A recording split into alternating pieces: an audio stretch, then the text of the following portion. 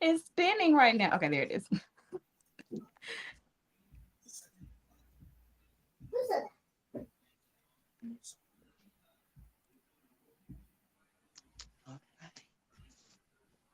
All right. So we are live. I thought it was going to give me a countdown, but baby, I'm still getting used to this whole thing. So We're in here. We're live. we're live. We are live. We are live. So welcome everyone back to the Point Blank Period podcast. I am your co-host Tameshia. And I am your co-host, Christi. And we are here with our mamas. What? I wanted to play that song. She get it from her mama. Right. But because we're on YouTube, I'm sure they would have, Blocked it. Yeah. blocked it out. So I was like, Censored, and we didn't get copyright infringement and all that kind of stuff. That's yeah, absolutely right. Right. But yeah, so welcome. I want to go ahead and let's introduce the ladies of the hour. Starting with you, Mom. Introduce yourself. Let us know, a little bit about you, and then we'll get on into this. We'll deep dive into this conversation.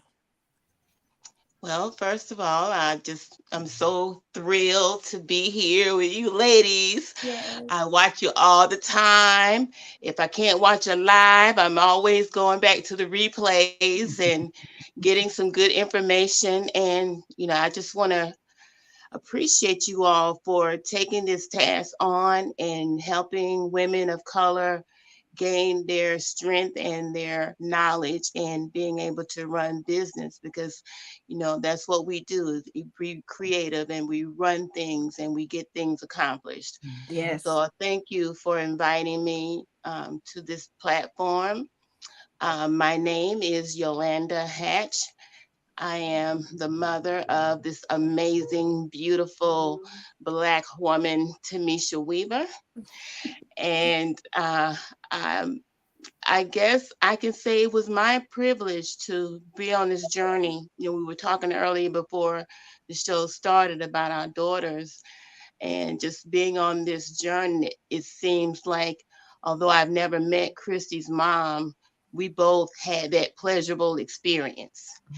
And I think that's what makes the difference, is having children that you can pour into and that you can see grow and see them accomplish their dreams, not my dreams, but their dreams.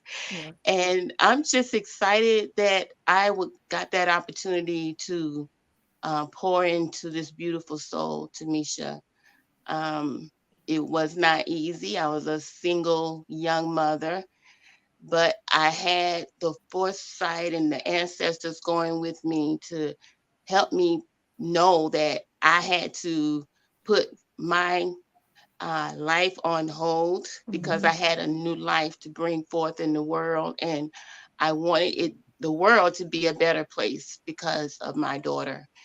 And so that's my early journey, and I can say that everything in life is a cycle, Mm-hmm. because when Tameshia um, graduated from high school, I had this aha moment like, hey, it's time for me to get back I'm on free now. to like some of the to bucket do list things, things I didn't have time to do because I was trying to go to school and be in the military and attend Tameshia's basketball games. And then I just think that's been so important to still being part of your child's life, even if you have to take your books with you and sit in the audience, you Right. still be there and be present. But after that cycle, I said on my bucket list, the first thing was to get me a Harley Davidson motorcycle. And I you just did wanted that. that. I remember when you did that. I'm still trying to go there. Ow! Yay! I just needed some just getting to know me and, not be mom. I was mom, Yeah. but not to the extent of, I've got to watch every little step and, be that guardian and parent, like, right on it all the time. I had that little free time in discovering that and I'm still discovering new things about myself. And some of it's been from my ancestors wanting me to come back to the herbs and the earth and learn about traditional healing practices. That my great great grandmother was a midwife, and my great grandmother carried on that traditions in her family. And my mom, took me in the woods and, you know, taught me about putting up food and, carrying on the traditions. And also my father's side of the family being farmers. So I've always had a connection to the land and to holistic living. And after getting out of the military, I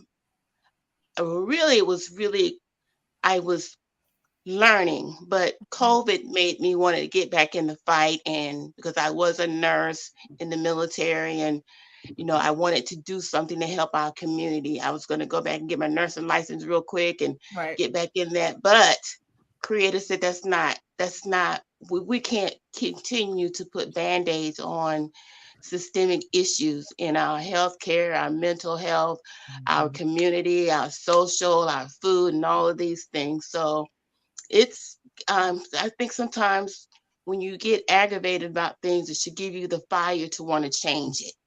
So hence my journey of being a community herbalist, and also I am a clinicianal herbalist, meaning that I am able to take on clients and guide them. I don't just throw some herbs at you.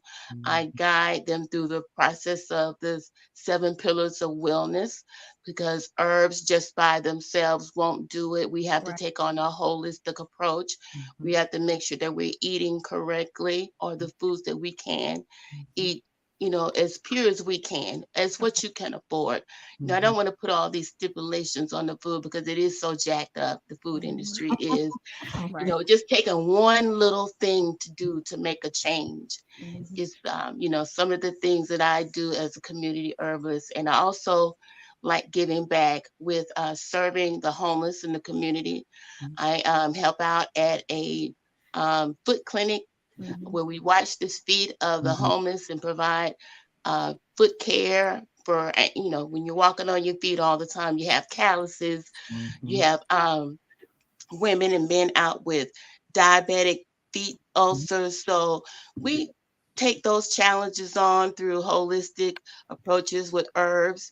We also talk about nutritional things that they can do while living in the conditions that they are.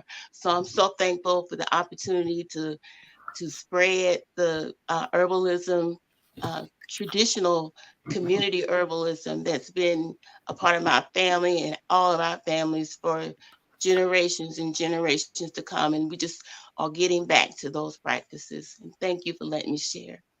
Yeah. Yes, I'm gonna have some questions for you. I was just talking to my mom. I was like, we need to talk about your getting older and body maturing and menopause, basically. I was like, I need to ask you a question. But Christi, baby, we just in our 40s. What are you talking about, menopause? Right. No. And some women start in their 40s. I mean, there is that premenopause, that there is a perimenopausal thing. So I mean, we can definitely have some I'm gonna talk to discussions my about mom that. about her journey, and then I'm gonna call you and ask you for what herbs I need to go ahead and start taking right now, so that we can go ahead and try to diffuse some of the problems before they come. Because that's what I was listening to a podcast, and I found like for years women have this is just what it is, not realizing that it doesn't have to be that way. Like there are things you can do to have instead of having to deal with that. So we'll definitely I'm gonna talk to my mom and find out our family history, like what does she know about her mom, what she dealt with, so I can be on the lookout for those things. And then when I know what those things are, I'm gonna call you and say, okay, this is what I got coming down the line. And then you can ask her too if what I'm taking was the right thing, right? Exactly. Yeah. Okay. So with that, Mom, I want to give you an opportunity to introduce yourself to our followers, and share with us your life, how you got to where you are now, Dr. Bass. I speak, I teach, and I care. Yes. So thank you, Tameshia and Christi. This is my second time with you all, and I'm just honored. I'm just honored to have this opportunity to be on this podcast with you two and with Miss Yolanda.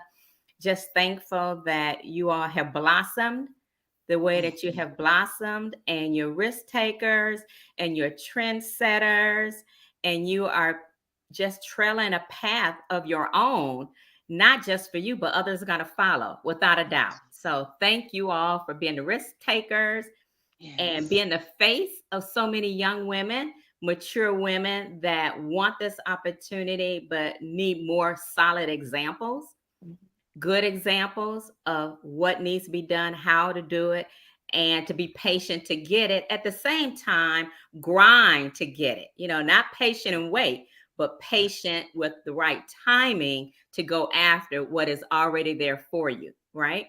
So I wanted to say that first. So my name is Dr. Zenobia Bass. I am a certified addiction counselor through the state of Georgia. I am also a certified grief specialist, a certified positive mind management counselor, and a licensed clinical Christian counselor.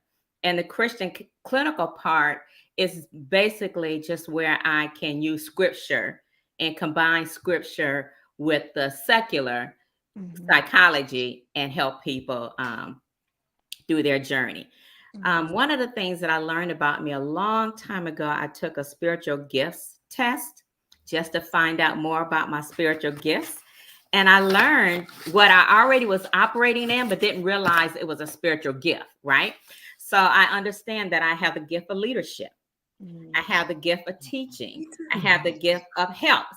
And so I'm not surprised that Christi is doing what she's doing.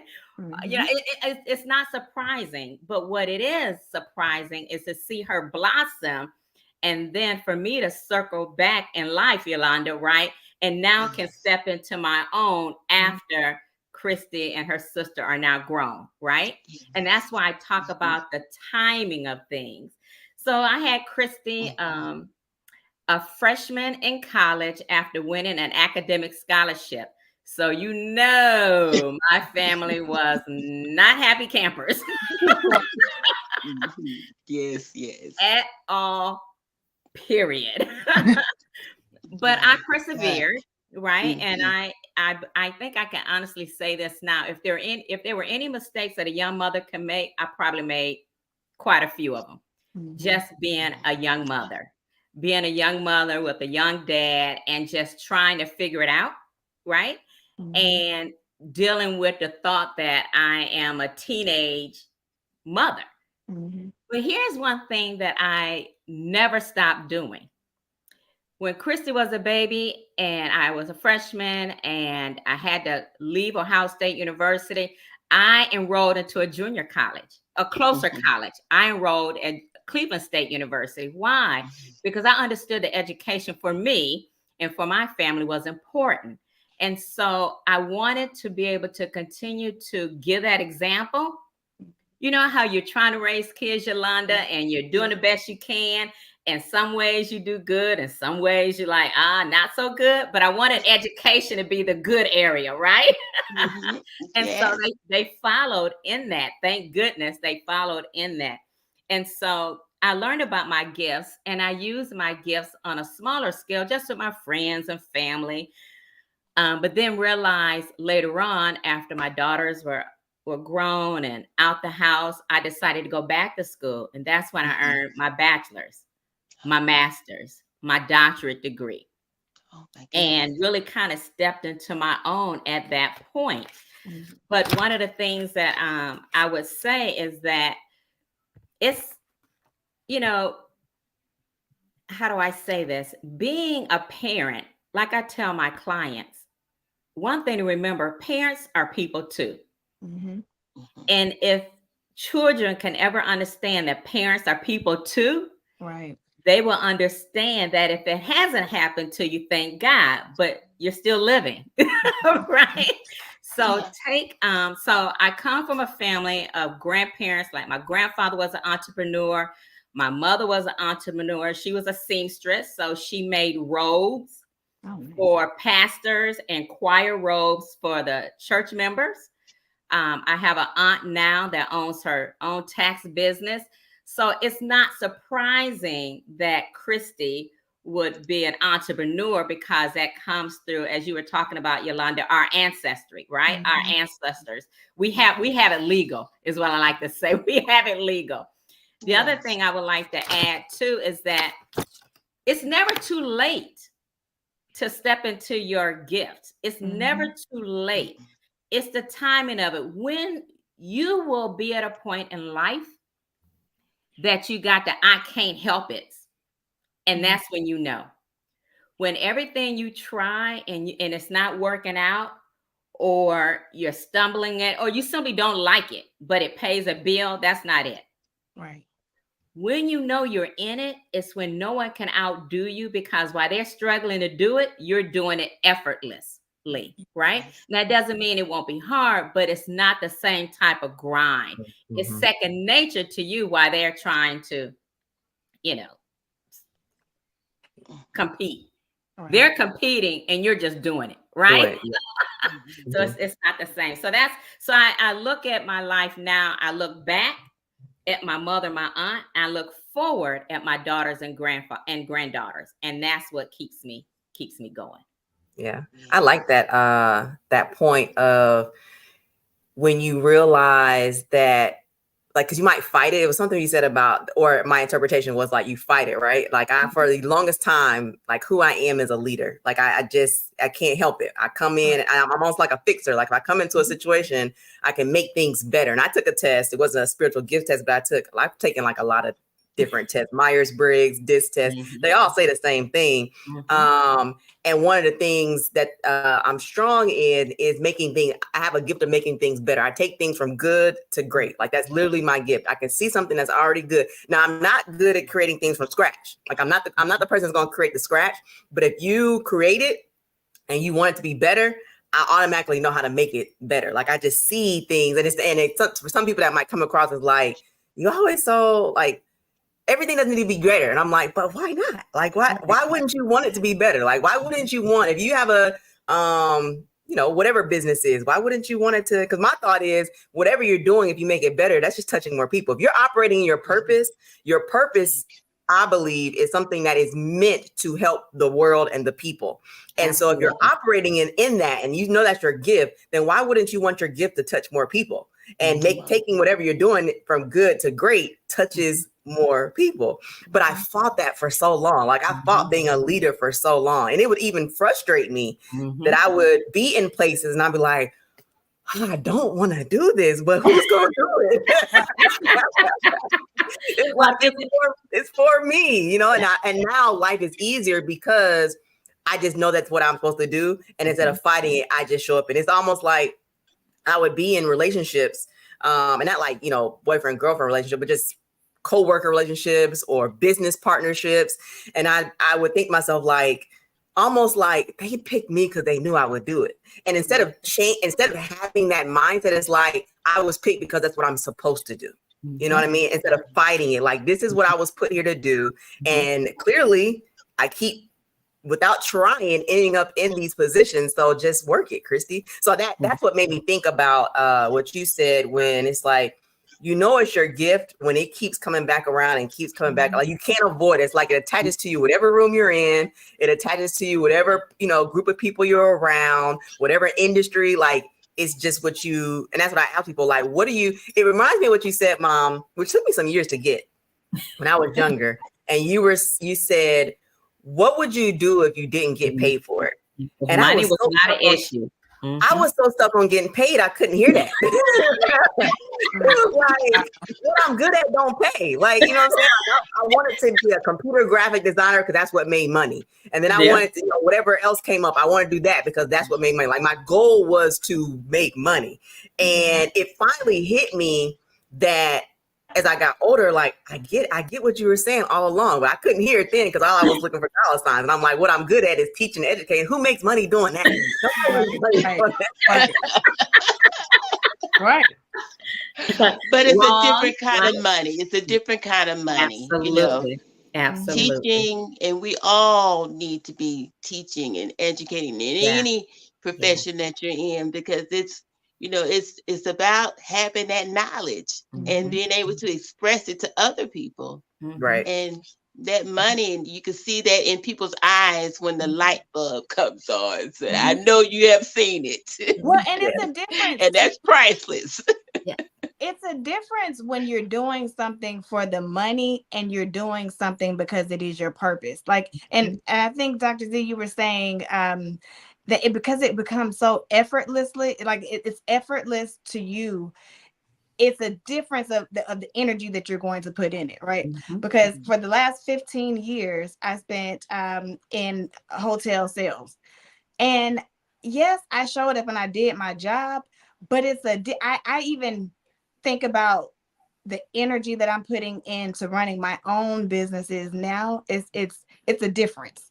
And again, I can do hotel sales in my sleep. I can run a hotel in my sleep, but that wasn't my purpose. That was just something that I fell into and that I learned how to do, and that's one of the things too that I want to talk about. So what's the difference? Because what's the difference between being on purpose and just doing what it is that you were trained to do? Like how do you know that is really not it? I would say for me, how I knew it really was, well, one, I know my job, my gift is people. I know that. And on my 9 to 5, I did what I need to do to get the job done, but then I'm socializing with people. I want to know how they're feeling.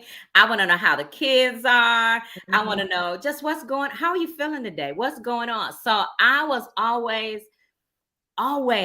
concerned about people. And what could I do to help, not to take away from what they needed to do, but what I could do to help. So when I realized my purpose, Tameshia, it helped me say yes to some things and it helped me say no to some things. So I think part of knowing your purpose is what I shared with Christi years ago. What would you do if money was not an issue? Because we're chasing money and we're still not happy. I think it was Getty and it was someone else, these millionaires, these billionaires, and they said on their deathbed that they would have loved to have just had fallen in love, right? Now, falling in love could be with a person. Falling in love could be with something they love to do, maybe gardening or whatever. But they had the money, but they missed out on life because they never found their passion. They never were on their purpose. People come into money for many things, and purpose may not be one of them. That's so true.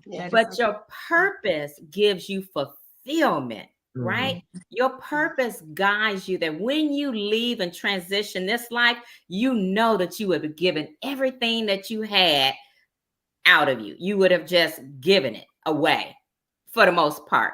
You know that you didn't leave anything behind.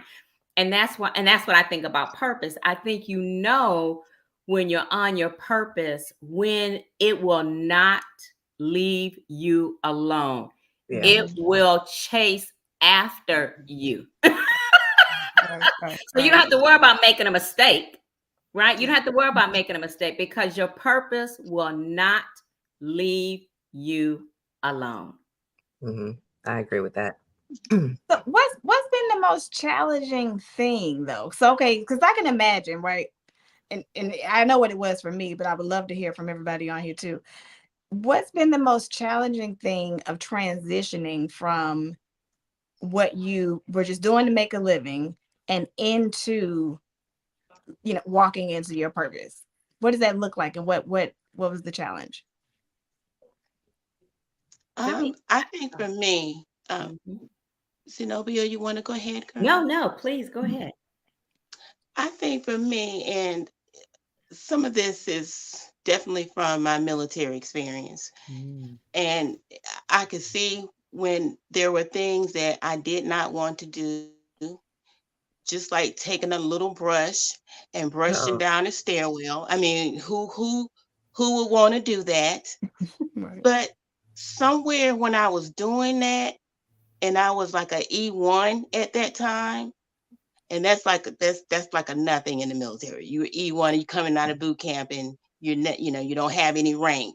But at that time, I had a aha moment or a wisdom moment that said, because I was almost in tears, and something said, but one day you're going to have to tell someone else to sweep the stairwell, and you will have compassion on how you tell them or ask them to do it.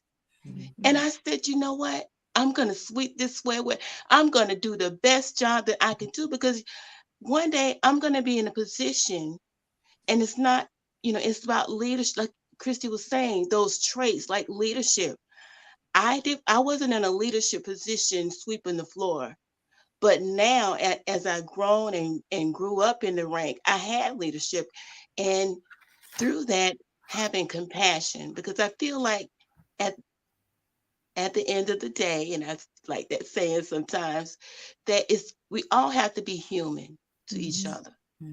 We all have to show compassion, self-care, love. I mean, all of these things that make us humans, or we just become robots. Right. Just, I feel like all of life answers, if we think about sustainability, it has to be in 3 dimensions: physical, spiritual, and mental. If in your job, your volunteerism, your being a wife, if there isn't balance in all of that, we have situations that's going on in our bodies called allostatic overload stress, which shows up in diseases. So, keeping that balance, no matter what, your life throws at you, I always see it as a chance to learn, a chance to grow, and a chance to be human. Yes. I want to add to that too, Yolanda, because I teach self-care, and I teach just that balance. You have to have balance in your psychologically, mentally, physically, emotionally, financially, socially. Yes. And so if your finances out of order, you're not going to be in balance, right? If your health is not in order, you're not going to be in balance. So all those things require you to take time out to look at it so you can be in balance. Observe what your body is telling you. Having a headache every day, your body is trying to tell you something. Having a stomach ache every day, your body is trying to tell you something. Aches and pains, your body is trying to tell you something. Right. But we're pushing so hard, chasing after something that's not going to give us what we're looking for. We go beyond, we push our body to where we can't get out the bed. But one of the things I wanted to add too, Tameshia, I think some of the obstacles can be people. Because when you recognize your gifts and your purpose, it's not for anyone else, it's for you. And so sometimes we understand our purpose and our gifts, but because the gift and purpose is not someone else's, they may want to discourage you or not believe in that purpose or vision that you have. And so one of the things I like to share with people is you can see people who have followed their dreams and their purpose. You see it. We know them. They have excelled, right? When you think about the business world, you think about the guy that made Microsoft, right? He excelled because really that was his thing. That was his purpose. That was his gift. That people at the time didn't believe in either. I think that goes to your point. Right. Like you see him as the billionaire or millionaire now, but when he was building, people didn't believe in that. They thought he was crazy. Absolutely. And well, people didn't believe in Noah either, right? But he built the ark, and now we have another generation of people. So it's not about sharing your vision all the time with other people, right? The naysayers can't get you to your purpose. You have to believe in yourself and risk on you. You know why? Because people risk. They take risks for other people, but they're not willing to take the risk for themselves. Right. And so that's one of the things I see as a problem, is that we hesitate, we vacillate, should I do it? Should I not? Take a risk. The worst case scenario, and I'm not saying, let me say this, let me clarify. I'm not saying go to your job tomorrow and give a notice. That's not what I'm saying. I heard Dr. Bass say, just go for it. No, that's not what Dr. Bass is saying. Dr. Bass. Well, I did that one time, but you better know that the Spirit done told you to do that. That's exactly because I'm telling you, miracles do happen now. They do. But you better bet. You better be willing. That was just one time. But you know what? It only takes one time. But you have to know within yourself, right? If there's 5 of us and I'm trying to confirm with 4 other people that this is what I need to do, you may not get the answer you need, and you may get discouraged. Believe in yourself, because, and this is one of the things I also share, and then I'm gonna be quiet. But one of the things that I share is that we need this wisdom, right? Thank you. One of the things that I share is that we were created, and I'm not preaching, I'm just telling you what it is. We were created in God's image and in His likeness. Therefore, if we were created in His image and in His likeness, who are we to say we can't do great things? Who are we to say that it has to be a straight line to this path, to this journey? It's not.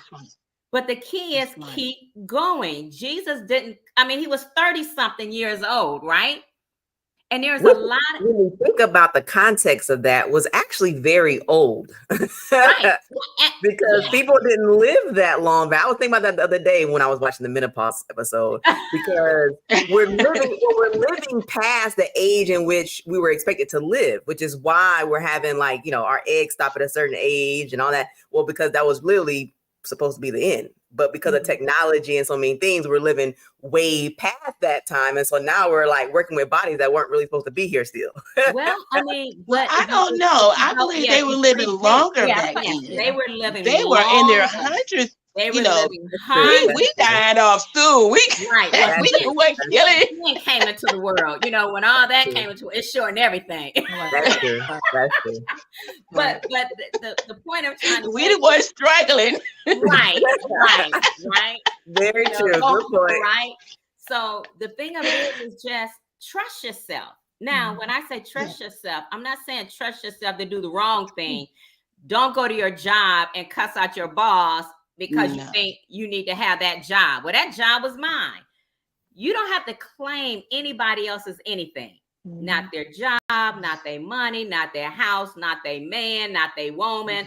You don't need to claim anybody's anything. That's right. What is yours is coming your way. It's chasing after you now. But the reason you don't have it in some cases is because you're distracted. Distractions, sister. I was just thinking the same thing. Distractions. That's true. That's true.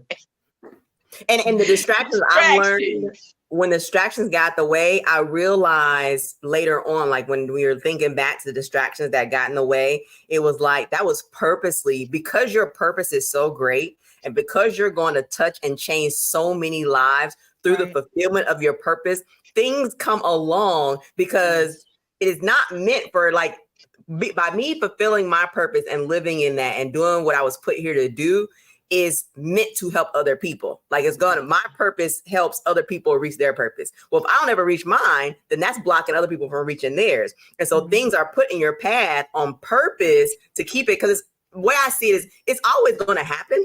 They say your end is determined. It's going to happen, but it probably could have happened at 20 if you wasn't distracted. But now, because you finally woke up one day and realized, I'm going to stop fighting this, and that one day may not happen to you 40, it still happens. It just happens later. You're basically pulling it off. So I guess my question to you, both of you, because I know, you mentioned, mom, you mentioned that, it wasn't distractions. It was, finances can be one of the things that, gets in your way or have you can be a distraction. I know because I grew up in your household, right? That finances at some point was an issue for me as an adult, as a grown person. Finances were an issue probably all throughout my 20s, definitely in my 30s, until I honestly once I got into my purpose, then finances stopped being a problem and money came, which I know there's a whole lesson in that right there. Right. Mhm. What do you tell the person who is, I feel like it's easier for all of us that once we've made it through it to say, well, this is what you need to do. But how do you get there? Like, what are some things that you would have told your earlier self to do or to look out for or to notice, or, knowing what you know now when your finances was messed up and you couldn't see how to fix them? Like, what would you tell yourself then? What would you tell the 30-year-old or 20-year-old you now? Ooh, what I would tell the 30. Yeah. Run. Yes. I told myself to run. No, I think mine would be it's to have a better relationship with money. When you're traumatized, you feel tight, you feel like, I felt like I was in the depression area because I didn't want to invest, like, being creative in myself. I went into the military knowing that my needs were going to be met. I did my job. I also had a end game plan that I was going to get my master's while I was in there. So, and I didn't get out until I got it. Right. And so I made sure that I had, an end game, but all through that process, I did not have a good relationship with money.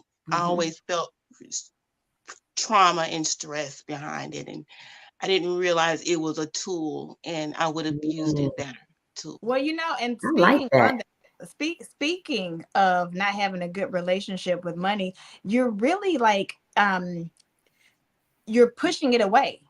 Because we know that money is just a form of energy, because before we had these paper dollars and these coins, these metal coins, it was bartering, it was, all these other different ways. So it's really about the energy in which we have. And so what I've learned and what I'm still learning is, you're right, your relationship and your attitude towards it.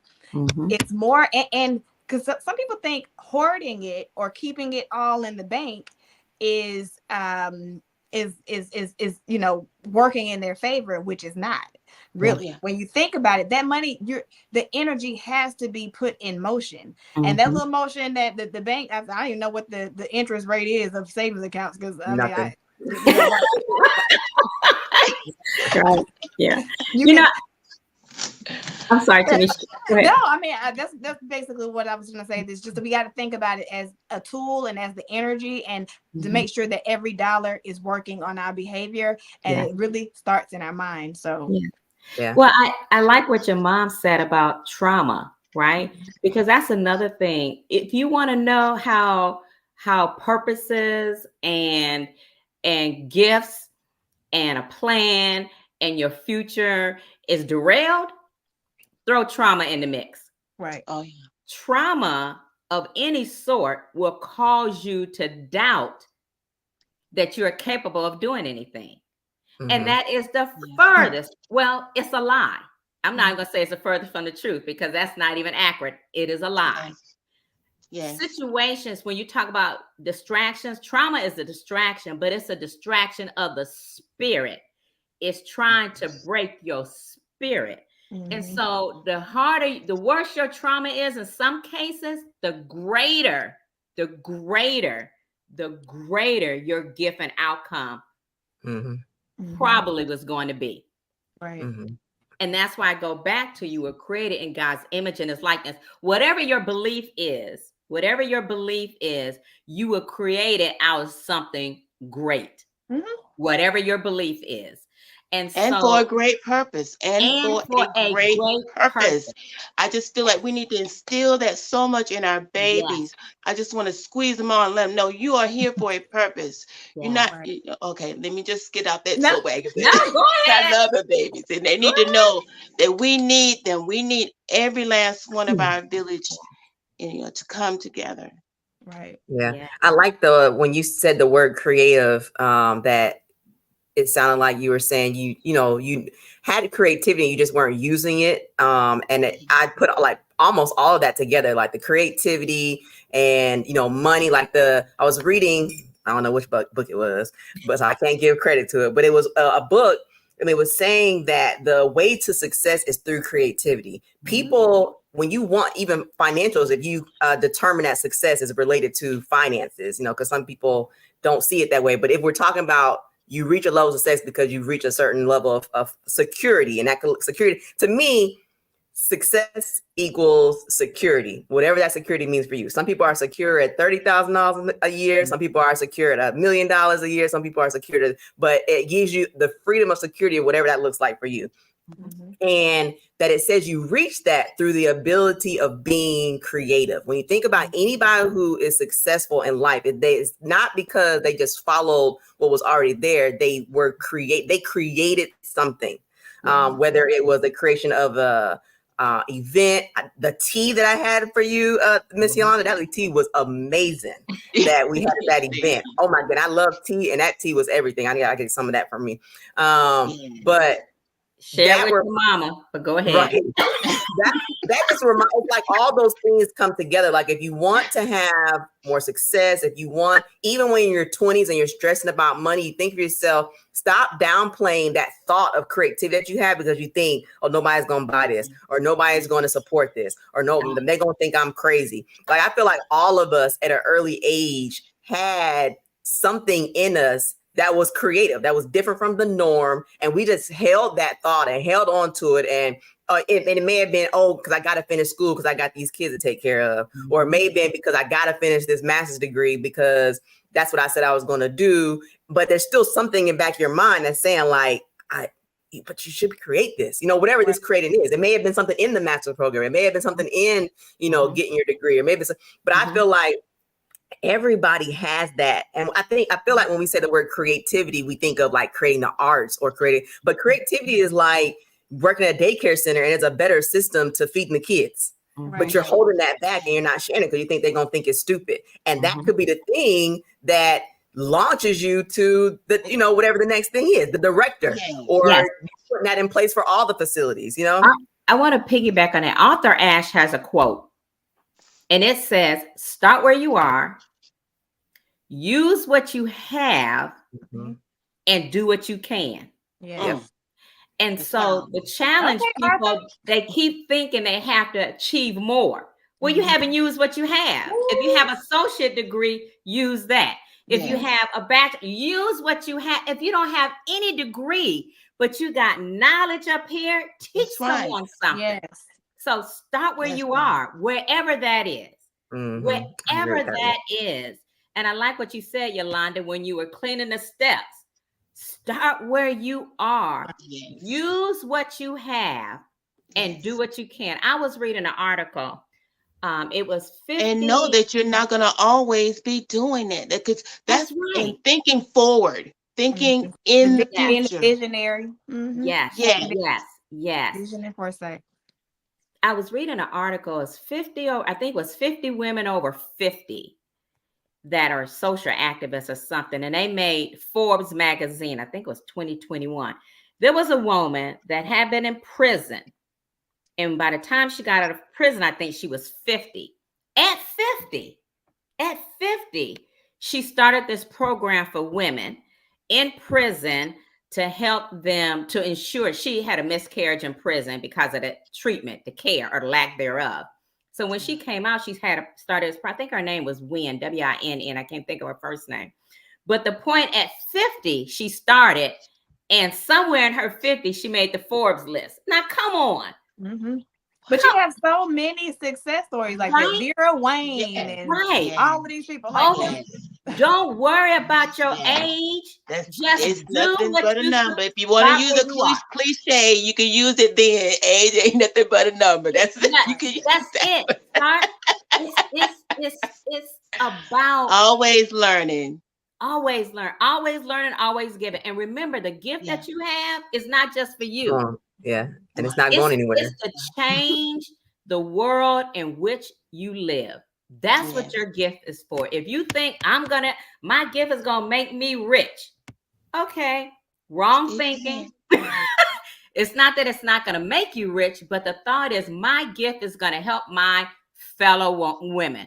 My gift is going to help the next generation of children. My gift is going to blah, blah, blah, whatever, whatever. But if you think your gift is just for you so you can shine, forget it. You know who makes you shine? The people that you help. Let the people that you help call your name. Right. Yes. You know, the Bible talks about your gifts will make room for you. Okay. You don't have to cheer yourself on. Do your work in the dark, get it done, and someone will be calling your name. Yeah. It's funny you say that, because when I've been doing career days at the elementary schools, and I spend less time really talking about what my career is and more about what I had to do to get there, or what my business is, but more. And so throughout the thing, I have a PowerPoint, and so I show them when I take trips. So the two words that they end up repeating throughout the presentation is free. I'm like, what's my favorite word? FREE. And the kids say free. And the other word is help. What I show them, like, I took free trips. There's a picture of dolphin going over my head is one picture. It's me in a pool. It's me in Dubai, at the pyramid in Egypt. And I said, and then the one for the trips, like with the dolphins, I was like, I got this trip for free, but how did I get this trip for free? And I go to the next slide and I show them a picture of my team. And I said, it's because I helped these people. I said, I was like, all the kids want to make money. I said, raise your hand if you want to make a lot of money when you get older. And they raise their hands. I said, the one way to ensure you make a lot of money is by the more people you help. The more people you help, the more money you make. And then so I went to the next thing, the next screen, and I was like, so I took these trips for free. And how do you think I got these? I said, what's my favorite thing? Because there was a picture of Utah. And I said, who wants to go to Utah? And kids raised their hand. And I said, not me. I don't want to go to Utah. That was never on my list. But guess what this trip was? FREE. It was free. And I said, how do you think I got to this free trip in Utah? Because what I do, and the kids say, you help. I said, exactly. I said, so if y'all don't walk away with nothing else, I've done 3 schools and I have another one due on Friday. Walk with anything else, is that if you want free things and you want to make a lot of money, then you have to help people. Absolutely. So that's what I tell them. So that's what reminded me of that, is like, and I learned that later on. Like, I learned that at the end of the day, the more people I help, the more accolades you get, because people don't sing your accolades because you helped yourself get rich. Right. They give you accolades because you help them with whatever it is, more money in their pocket, changing their mindset, teaching them something. And as a result of helping them, you get more money in your life, or you get accolades, or whatever it is that, feeds you as a person, because people get fed, different ways. I do like accolades, but I realize that don't go after the accolades, go after the helping the people, and the accolades come. Yeah. And your tribe, your environment. A lot of some reasons people don't meet their purpose or don't understand their purpose, Tameshia, is because their environment is literally sucking the life out of them. Oh yeah. Yes. They can't think. They can't sleep. As soon as a creative thought comes in their mind, their environment is distracting them with something else. You have to have a supportive environment. And you know whether or not your environment supports you or not. You share a dream and you can't do that. Who do you think you are that you're trying to do that?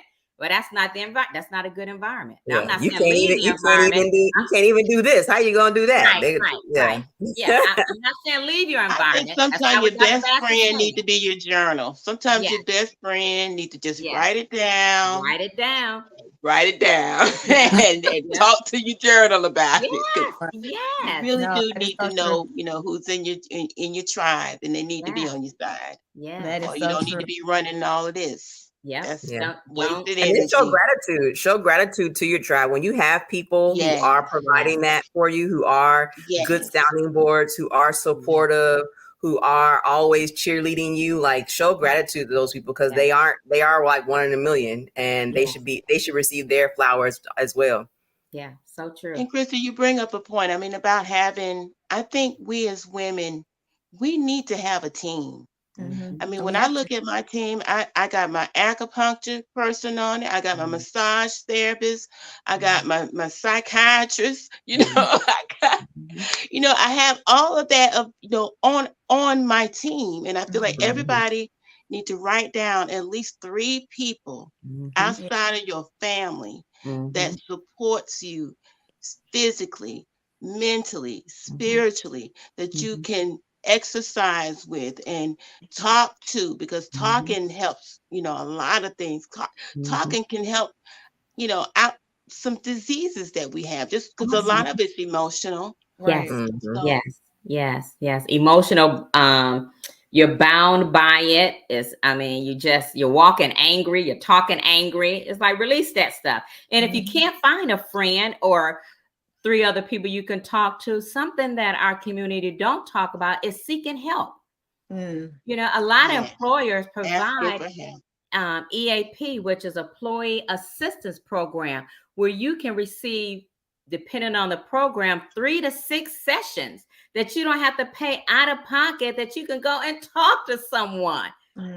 Free your mind. And the song said, and the rest will follow.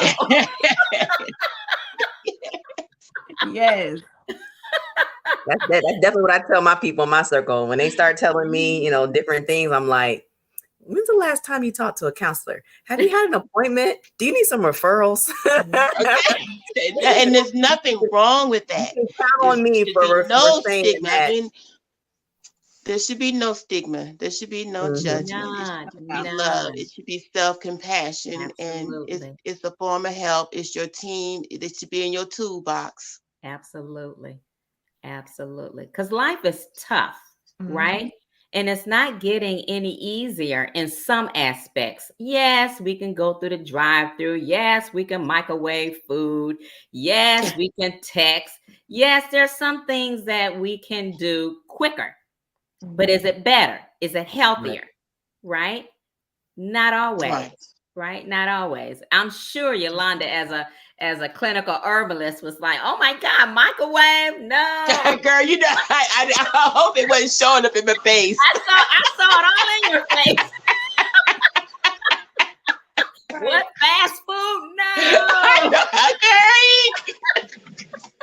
Right, but this is what our people need to understand. You're sacrificing a lot of things for the wrong reasons. Yes. Slow it down. Cook a meal.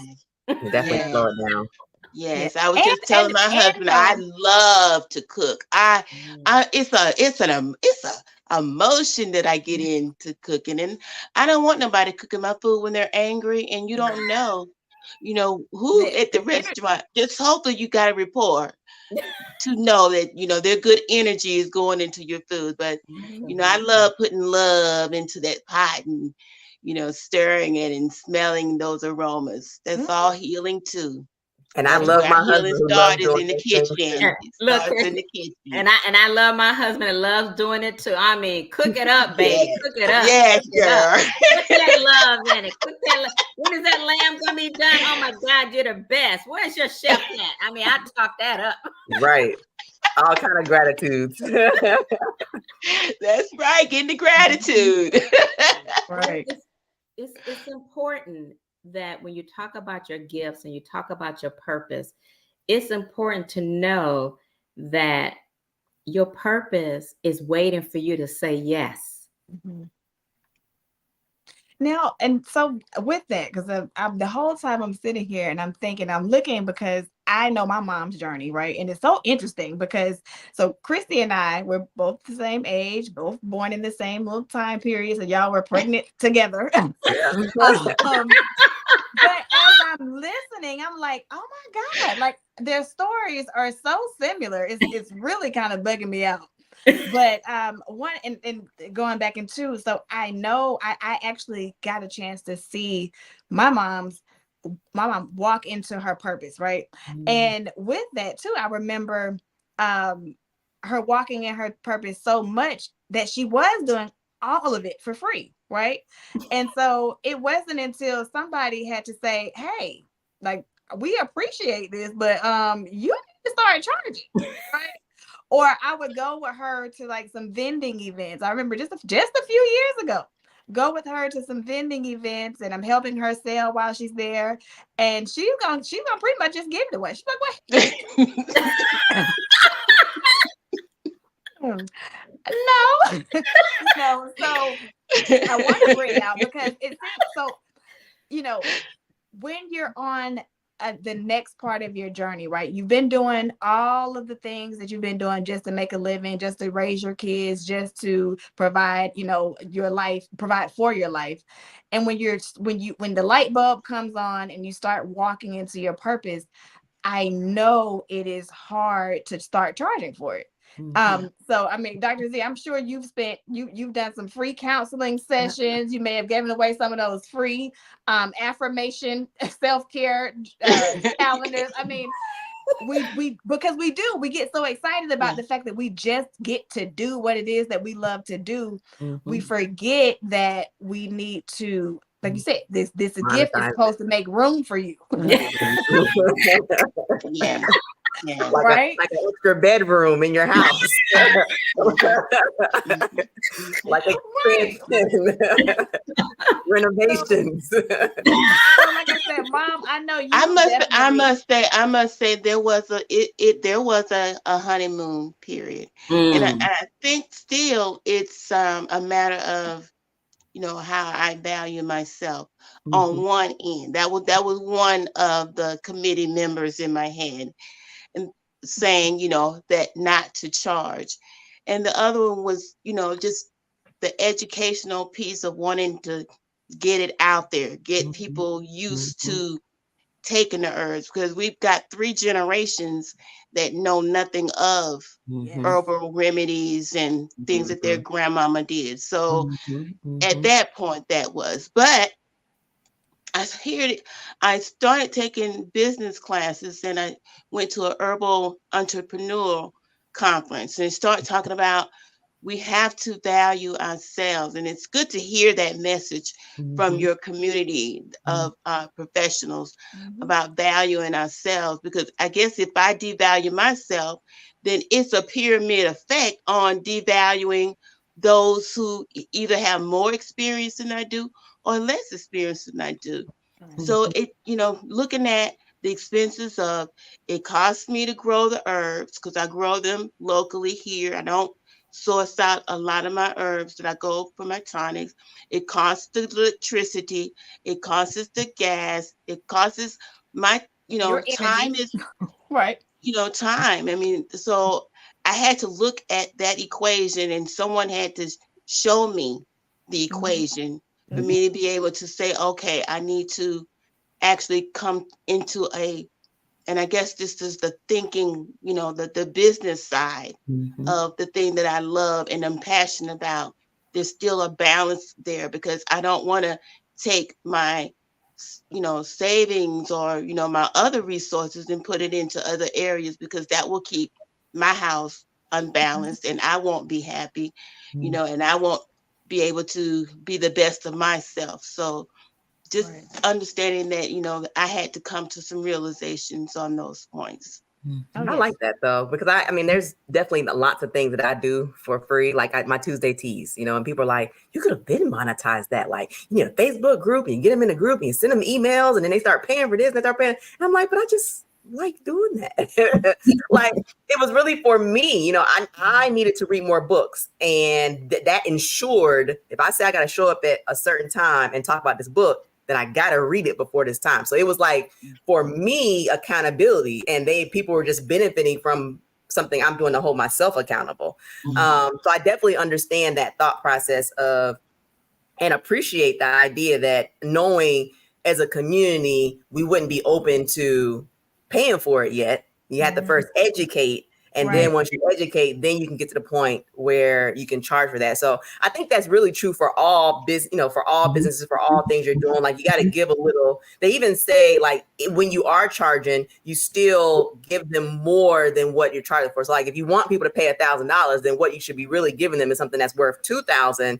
And so they feel like they've over received for what they've paid for. You know what I mean? But and what I've noticed is that when you're operating in your gift, it's easy to over deliver. And when you're not operating in your gift, then you're like, because it feels like such hard work to create what you're doing, that no way I'm giving any free of this away, because I put so much time in this. And people don't pay based on how much time it took you. Right. Like, They don't care. somebody was knitting and they were like, what took me so long to make this knitting thing? I'm like, I understand that, but market value, nobody else is paying that amount for that product, and you're just charging it just because it took you a lot of time, which I would venture to say that's probably not your gift. Because if you're operating your gift, like the people who are knitting and it's their gift, it don't take them 3 months to create something because that's their gift. It's natural. It's their purpose. Like it just comes to them. It would be like you cooking, Miss Yolanda. Like for me, I would want a triple charge because I hate everything about it. And but you, on the other hand, would probably be like, oh, I'm going to add. My husband does it all the time because I'm like, so you just going to do 3 sides of this? Like, and you're not going to up the cost? Like, you're not going to charge them more for that? Because in my mind, I'm like, that just don't make sense. But it doesn't even cross his mind because he loves it. And he does operate. Even when he talks about cooking, he's like, it brings me so much joy to see people enjoying the food. That, and to me, I'm not even looking at people eating it. I'm just like, it's done. You better eat what I cooked. Well, but to me, there's a difference between doing it because you have to, and then doing it and operating your purpose. And you automatically over deliver when you're operating in your purpose. And one thing I want to add too. So, if anybody out there is struggling with charging for what their gift is, right, and what they're and walking in their purpose, and your purpose is not business, right? So like I know one of the things for me, my purpose is to help people within their businesses, and also run businesses that will employ other people that will help, because the type of companies that we have, it's a joy, it's a pleasure to work. We don't have disgruntled team members and things like that because it's a joy to work here. People love coming to work for us. So, but if you are a person, let's just say a clinical herbalist, or a speaker, a motivational speaker, and all this. If it's something that you're hesitant to charge, find a buffer. Find like somebody who's going to manage you and allow you to do what it is that you do, right? To operating your gift. And then they're the ones that are negotiating. Because they don't have, if let's just say, Mom, I'm managing you. Okay, baby.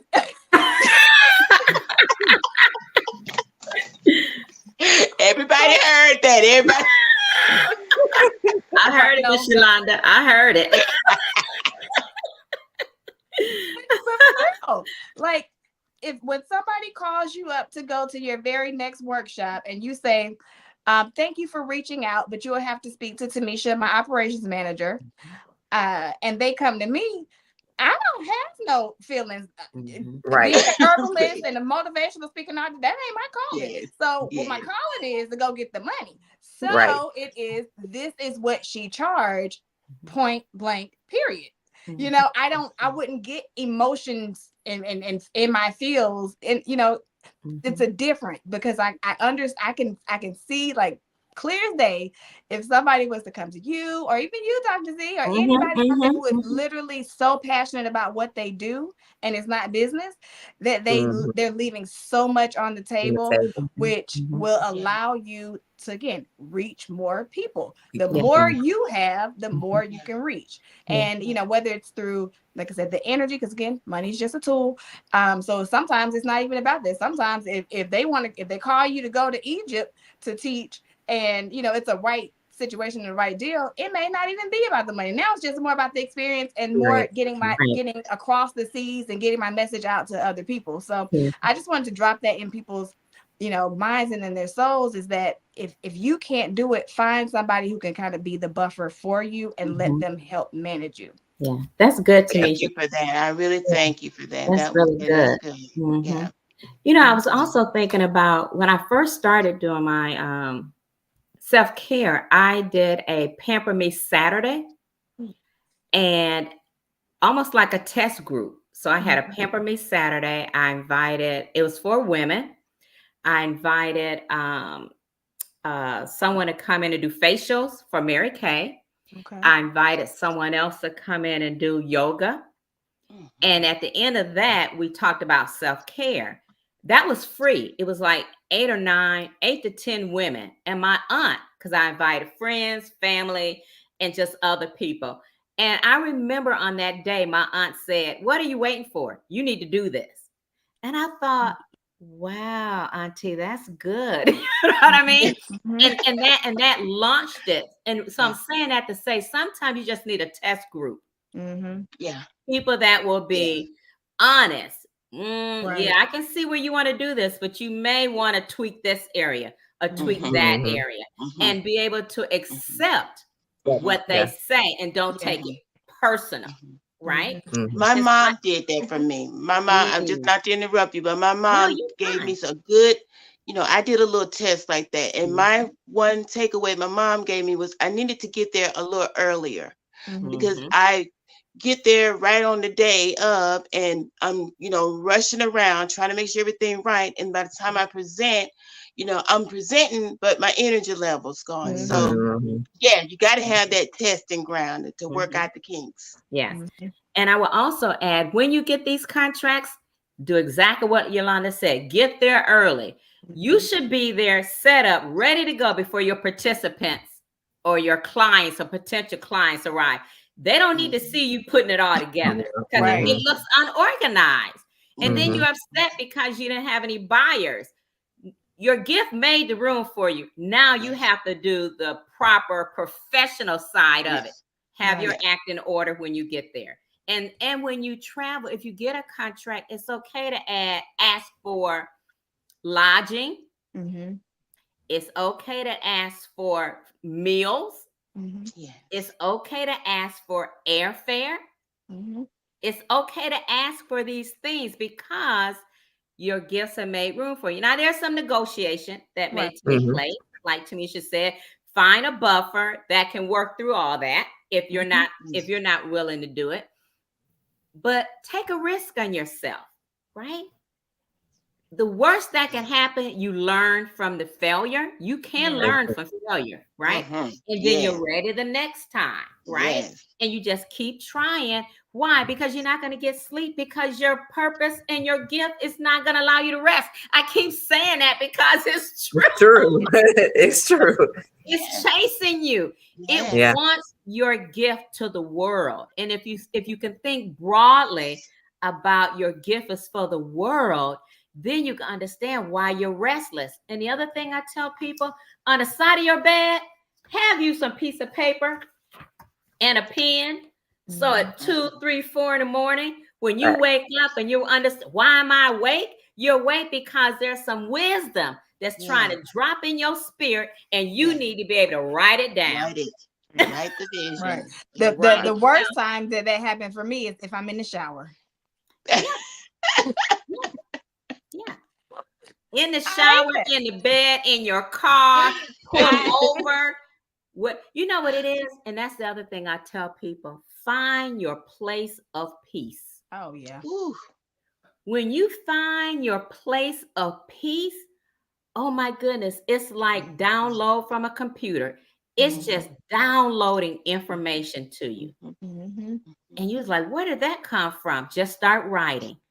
Because what's running after you is not screaming at you. It's not going to do that. It's like, whoa, hey, Tameshia, hey, Christi. It doesn't do that. It's calm and it's peaceful. Yeah. And if you're never calm and never peaceful, you always missed it. Yes. So you have to find your place of peace. I think it was Christi, someone I was talking to recently, and they were saying that, grandma used to be in a closet, go in her prayer closet. Well, you may need to get up at 5. If your family rises at 6, you may need to get up at 5 and find your place of peace. Right? If the house is quiet, don't start doing busy work. Just sit there just sit in the peace for a moment. We're in a world that peace that disturbs us. No, stop being busy because your gift is chasing you down and you won't stop moving. So it was me with the prayer closet. And my point for that was that it's all for naught if you go into that prayer closet and you're told what to do and you come out and don't take action on it. Or you don't believe what, because the book, The Magic of Believing, was saying that the woman prayed for it not to rain the next day so that she can go shopping. But as soon as she opened her eyes from her prayer, she looked out the window and it was cloudy and she said, oh, it's going to rain tomorrow. I'm not going to go shopping. And so she had changed her plans. So you give it to God, or you go in the closet, or you find the peace, or you find the quiet moment at 5 o'clock in the morning. But all of that is for naught is if what you hear, you don't take action on it. Mm-hmm. You have to take action on what you've been told or what you've heard in that moment of peace. So first, yes, get the moment of peace, but then decide that you have everything in you need to take action on whatever is told to you in that moment of peace. Absolutely. Yes.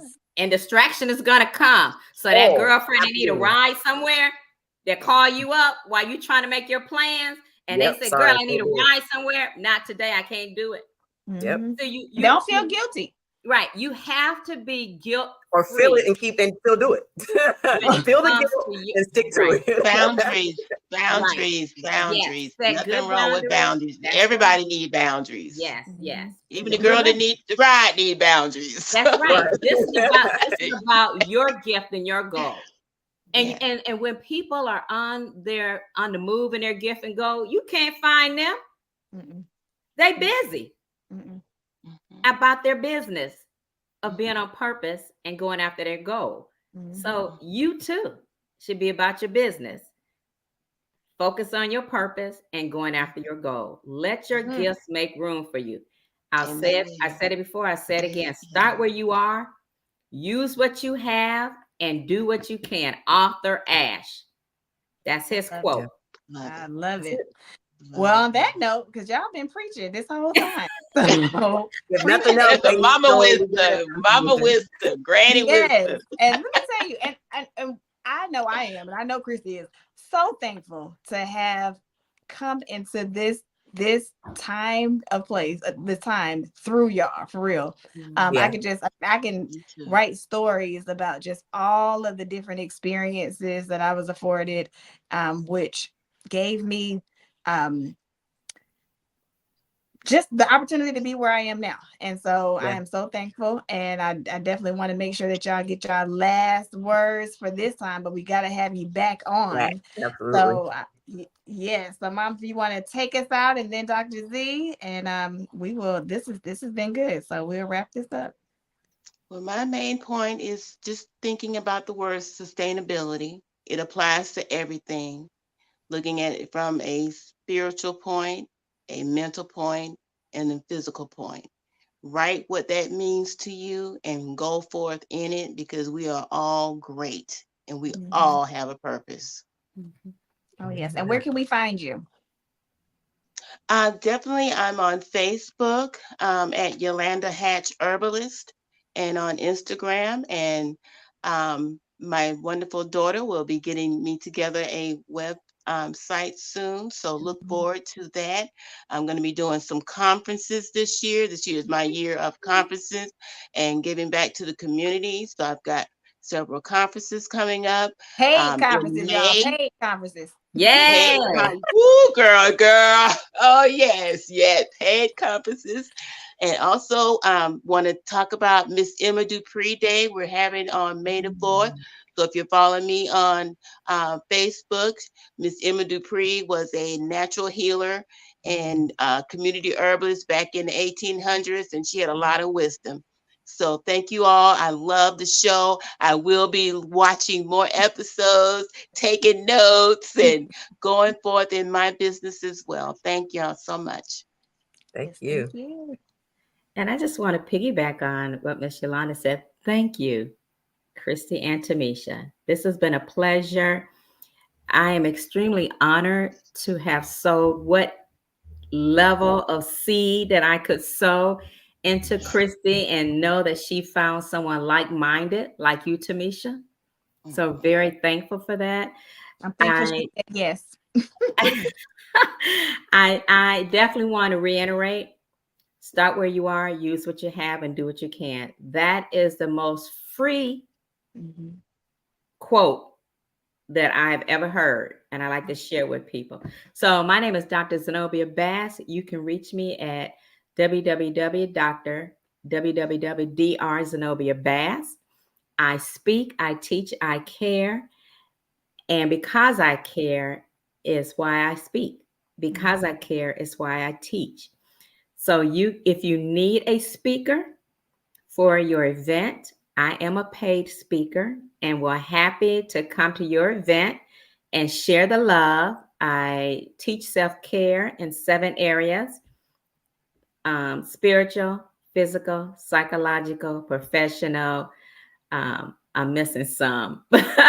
Professional, social, emotional, and mental. So, and I teach women empowerment. And I also actually be looking out for some information on multitasking. I'm going to teach a show within itself. Yeah, I'm going to teach on multitasking, and I'm going to help people understand, is multitasking killing you softly? We were not designed to multitask. Oh, that's another show. Yes, it's impacting us. So be on the lookout for that. Wonderful. And some grief counseling sessions. I may do a workshop on grief counseling because so many individuals are really impacted now by grief, not just death, loss of job, loss of relationships, so forth and so on. So just stay tuned.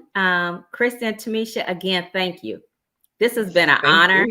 And I'm so glad you all are doing your podcast, this point blank period, during this time. So Yolanda and I, you guys are pulling us into this new era. And many, many more shows, because I mean, both of you have so much wisdom. So I pray that opportunities just open themselves up, the floodgates of opportunities open themselves up, and that you can get on many, many, many more platforms, because the word, like this wisdom, has to be shared. Absolutely. So, Ashley, it is so. It is so. Yes. Absolutely. What about you, Christi? Last words? You know what? I will say, because my mom started off at the very beginning and was sharing, you know, how she did her best as a teenage mom. I will say that there's never been a point in my life where I thought she should have did this or should have did that growing up. I had the best childhood ever. I really did. Like, there's no part of my childhood that I would tell people like, oh, when people tell us like this, like, because in my business, you're supposed to be a storyteller.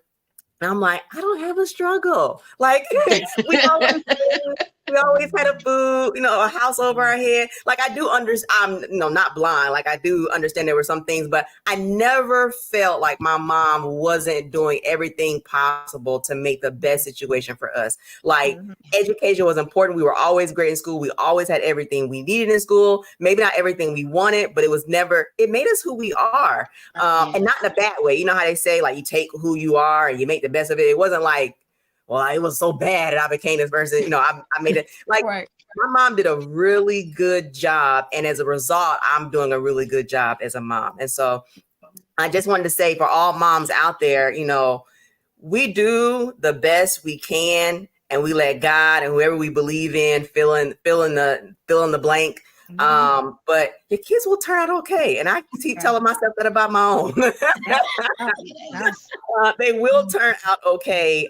As long as my biggest thing is to do your best, be able to sleep at night knowing that you did your best. And whatever that is, every day, just wake up every day and just do your best as a mom. And I feel like my mom did that every day. She woke up and did her best. And as a result, I turned out to be a great adult, a productive citizen. I think that's the best thing we ask for our kids, is just be productive citizens, however that looks. So this was really great. It's a great conversation, and so many, I can't wait till we make reels, because there's so many great reels that's going to come out of this conversation.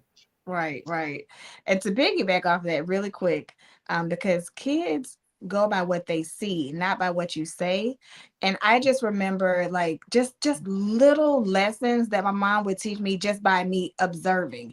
Like, she never went out of the house looking a mess. She was not going to be one of those ones with a headscarf running to the store. She just wasn't. She was going to put her lipstick on. She was going to, and it's just little lessons like that she didn't even have to say. I just picked it up because I saw what she was doing. And kids, baby, they see everything you do. So it's definitely one of those things that you have to be mindful.